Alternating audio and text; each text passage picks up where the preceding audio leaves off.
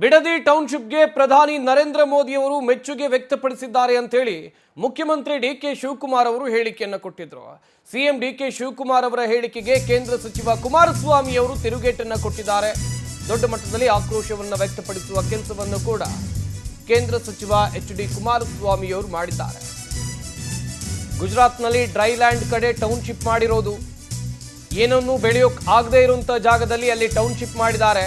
ಆದರೆ ಬಿಡದಿಯಲ್ಲಿ ಲಕ್ಷಾಂತರ ತೆಂಗು, ಬಾಳೆ, ಹೈನುಗಾರಿಕೆ ಇದೆ. ಬಿಡದಿಯಲ್ಲಿ ಟೌನ್ಶಿಪ್ ಅಂದ್ರೆ ಯಾರು ಮೆಚ್ಚುತ್ತಾರೆ ಹೇಳಿ?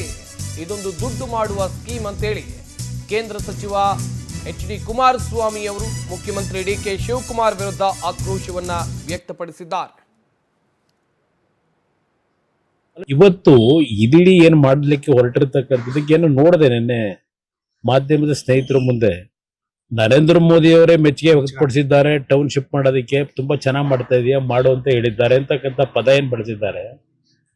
ನರೇಂದ್ರ ಮೋದಿ ಅವರು ಗುಜರಾತ್ನಲ್ಲಿ ಮಾಡಿರ್ತಕ್ಕಂಥ ಟೌನ್ಶಿಪ್ ಇದೆಯಲ್ಲ, ಯಾವುದೋ ಭೂಕಂಪದಲ್ಲಿ ಅನಾಹುತಗಳಾಗಿ ಸಂಪೂರ್ಣವಾಗಿ ಡ್ರೈಲ್ಯಾಂಡ್ ಅಂತ ಕಡೆ ಒಂದು ಟೌನ್ಶಿಪ್ ಮಾಡ್ಕೊಂಡ್ರು.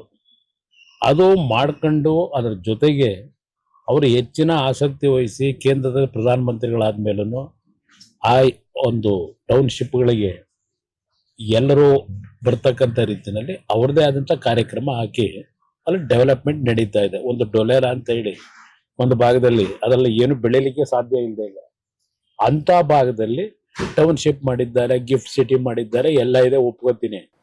ಇಲ್ಲಿ ಲಕ್ಷಾಂತರ ತೆಂಗಿನ ಮರ, ಅಡಕೆ ಗಿಡ, ಬಾಳೆ ಗಿಡ ಈ ರೀತಿಯ ಬೆಳೆ ಬೆಳೀತಾ ಇರ್ತಕ್ಕಂಥದ್ದು.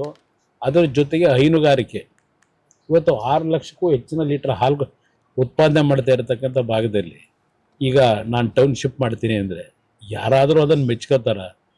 ಇಲ್ಲ ಪ್ರಧಾನಮಂತ್ರಿಗಳಿಗೆ ಅದ್ರ ಬಗ್ಗೆ ಡೀಟೇಲ್ ಕೊಟ್ಟಿದ್ರೆ ಅವ್ರು ಮೆಚ್ಕೋತಿದ್ರ? ಪ್ರಧಾನಮಂತ್ರಿಗೆ ಹೇಳಿದ್ದಾರೋ ಅವ್ರು ಮೆಚ್ಚುಗೆ ಪಡಿಸಿದ್ದಾರೋ ನಮಗೇನು ಗೊತ್ತಿಲ್ಲ.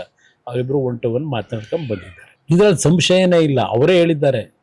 ಇದರಿಂದ ನಮಗೆ ಸುಮಾರು 15ರಿಂದ 20 ಸಾವಿರ ಕೋಟಿ ಲಾಭ ಬರುತ್ತೆ ಅಂತ ಹೇಳ್ತಾರೆ.